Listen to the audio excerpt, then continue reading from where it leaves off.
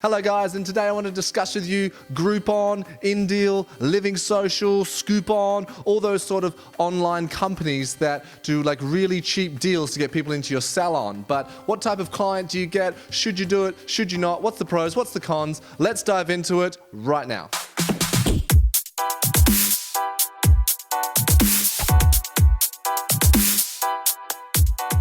All right, firstly, I'd like to say that I have definitely done it before in my salon here in Adelaide, South Australia. I've done it probably 2 or 3 times. I've weighed up the pros and I've weighed up the cons. I hear a lot of cons, but I don't hear a lot of pros. So I would like to go through some pros and cons for you guys, just to give you guys some information about my mindset going through the decision to decide to go ahead with a Groupon deal. So let's get into the pros and cons. Pro. It's great for emerging stylists. Imagine a 3rd year or 4th year really getting into their foils, really working on their timing, really working on their haircuts. Having a Groupon deal running, you can give them a lot of clients in a very short period of time.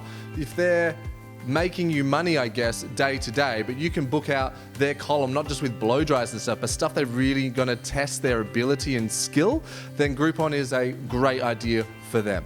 Con. It's not really for the high-end salons. You can't have like an amazing Vidal Sassoon or, you know, your parlor hairs and your other fucking shit. What's the fucking place called? Tony and Guy. Fuck. Con. It's not really for the high end of town, I don't think. If you're like the parlor hairs, if you're Vidal Sassoon, if you're Tony and Guys, if you're those sort of amazing, really lovely salons, you're never going to do a Groupon. It's going to devalue, it's going to be shit. You're probably well established anyway, and you don't need to do such a thing. So it's probably not going to suit you at all. Big con. Pro. You become part of someone's day. They come into your salon, they take a seat, they might post on social media, they go for lunch, hummingbird cake and a coffee and tea afterwards with a friend. The friend's like, oh, what'd you do there? They're like, oh, I got my hair done. And then your name comes up, which is good. And then you just, especially if they check in, you land in their social media realm, you know, of their friends. They'll be like, oh, where's that? Who's that? I've never heard of them. So the possibility for more clients is there. Con. Most people are looking for a cheap haircut. Admittedly, yeah, it's a thing. They're gonna go around like, oh, this one's cheap, and they're gonna come in and just get their hair done once, and then they're gonna leave. It's shit. That's part of it. Yep, that's about it. Pro.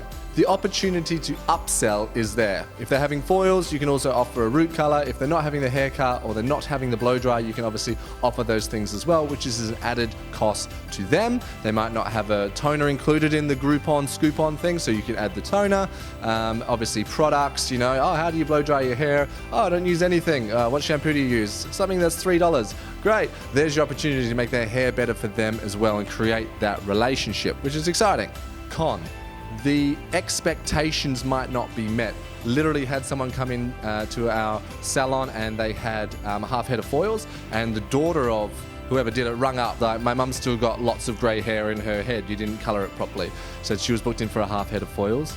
It's not going to cover everything. So you need to make sure that what you're offering is what they want and etc. like that. So there can be a little grey area. Some people come in, they're like, oh, I know I'm getting an all over colour, but can I just have a full head of foils instead? No, you fucking cannot. Remember to manage that expectation before they come in. Make sure what the deal is very clear and stick to it.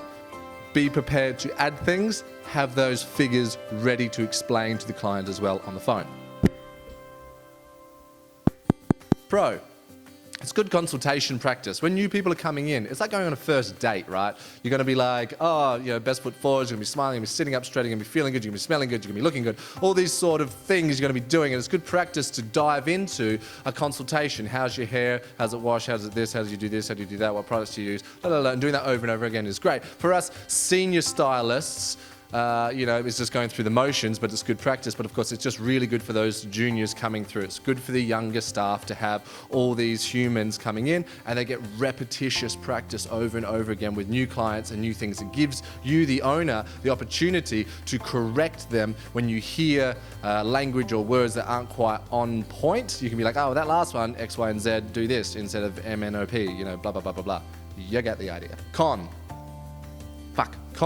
You can overcommit to bookings. The phone's gonna ring hot, right? People are gonna be calling up saying, oh, I want this deal, this is gonna be great. Remember to like only have, you know, 2 or 3 in for a day, or if you've got an emerging stylist and their book is fairly empty-ish, yeah, pile them in there because it's gonna be great practice. But big hot tip is just say, sorry, we're booked, we can't book it in. Because you only want a few per day, like depends. Like if you're not very busy, yeah, go for it. If it's a last minute thing, but just don't overcommit, because otherwise you've got days and weeks of making sweet FA money. Sweet FA stands for sweet fuck all. And the business is all about making money, of course, so do not overcommit. Big con. Pro, it keeps the salon busy. When you've got 2 or 3 people coming in for these Groupons, it adds 2 or 3 people to the mix of all the humans that are already in there. So if anyone else is walking or doing this, clients are going to notice and go, oh wow, you're busy. They're not going to know that they're a Groupon. It's a great idea. Pro, again, pro is it gets people in the door, seeing your salon, seeing you, experiencing you. They might really love you. They might really like what you do and how you do it. They might like the salon. Oh my God, I've never been in here before,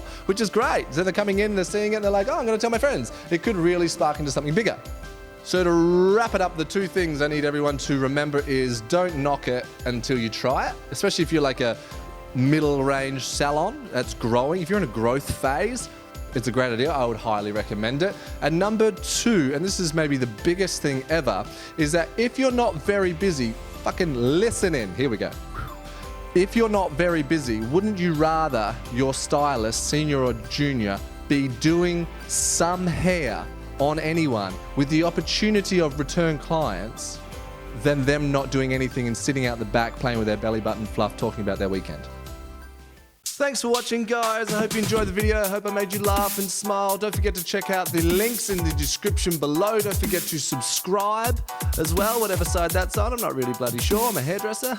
Don't forget to follow me on Facebook and Instagram, PhD Hairdressing Official. The website is phdhairdressingofficial.com. Get around it. I'll see you on the next video.